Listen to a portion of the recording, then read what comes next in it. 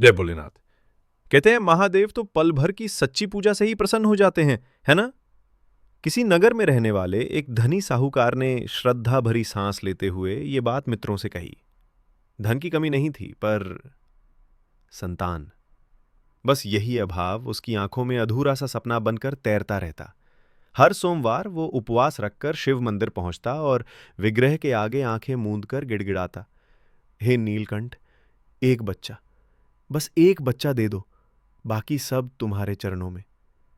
मां पार्वती ने करुणा से ये दृश्य देखा और मुस्कुराकर शिवरी से बोली, नाथ, देखिए इसकी भक्ति, इसकी झोली खाली लौटने मत दीजिए। महादेव ने गंभीर स्वर में उत्तर दिया, हे गौरी, कर्म और भाग्य का विधान कोई टाल नहीं सकता, पर तुम्हारी प्रार्थना टालना भी कठिन है। और अगले ही पल आकाशवाणी हुई, तुझे पुत्र मिलेगा, पर उसकी आयु 12 वर्ष होगी। साहूकार सब सुन रहा था। उस रात घर लौटा तो चेहरे पर ना खुशी ना उदासी, बस शांति। पत्नी ने कारण पूछा तो हौले से बोला, जो भी होगा भोलेनाथ की मर्जी से होगा। समय बीता और घर में किलकारी गूंज उठी। बेटा बढ़ता गया, धीरे धीरे 11 बरस का हो गया। सावन का सोमवार आया तो साहूकार ने बच्चे के मामा को बुलाकर कहा, इसे काशी पढ़ने ले जाओ। रास्ते भर यज्ञ हवन कराना, ब्राह्मणों को दान देना, बस शिव नाम मत छूटने पाए। मामा भांजा चले। जहां जहां ठहरे हवन की ज्वाला और ओम नमः शिवाय की ध्वनि गूंजती रही। एक रात वे ऐसे नगर पहुंचे जहां राजा की राजकुमारी का विवाह था, पर दूल्हा एक आंख से काना। राज दरबार ने चाल चली, साहूकार के सुदर्शन पुत्र को ही दूल्हे के वस्त्र पहना दिए।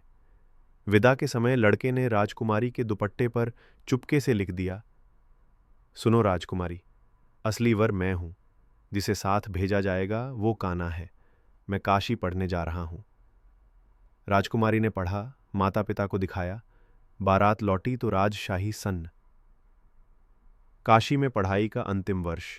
ठीक उसी दिन जब बालक का 12वां जन्मदिन था, तीव्र सिरदर्द उठा। उसने मामा से कहा, मामा, मन भारी लग रहा है। मामा बोले, अंदर जाकर विश्राम कर ले बेटे, मैं यज्ञ आगे बढ़ाता हूं, पप तड़प कर मर जाएंगे। महादेव नेत्र मूंद कर बोले, घड़ी भर में बालक ने प्राण त्याग दिए। मामा फूट फूट कर रोने लगे। हाय भोले, ये कैसा न्याय। उसी क्षण आकाश मार्ग से शिव पार्वती उस ओर जाते दिखे। पार्वती ने रुद्ध श्वास कहा, महादेव, इसके विलाप की टीस मुझसे नहीं सही जाती। शिवजी, ये वही साहूकार पुत्र है गौरी, आयु सीमा पूरी हो चुकी है। पार्वती ने अधरों पर कंपन लिए विनती की, स्वामी, एक बार और कृपा कीजिए, वरना इसके माँ बाप तड़प तड़प कर मर जाएंगे। क्षण भर में बालक ने आंखें खोल दी। मामा! पढ़ाई पूरी कर मामा भाजा लौटे और उसी नगर में रुके जहां विवाह कांड हुआ था। राजा ने पहचान कर राजकुमारी की मंगल आरती उतारी और बड़ी धूमधाम से विदा किया।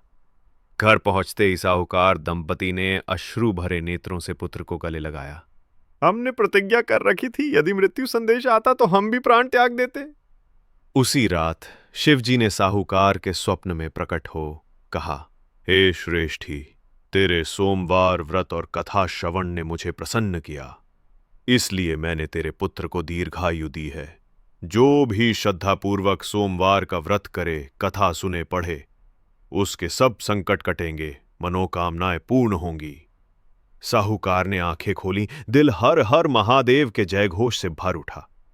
और तब से शिव भक्ति की यह कथा घर घर में सुनी सुनाई जाती है।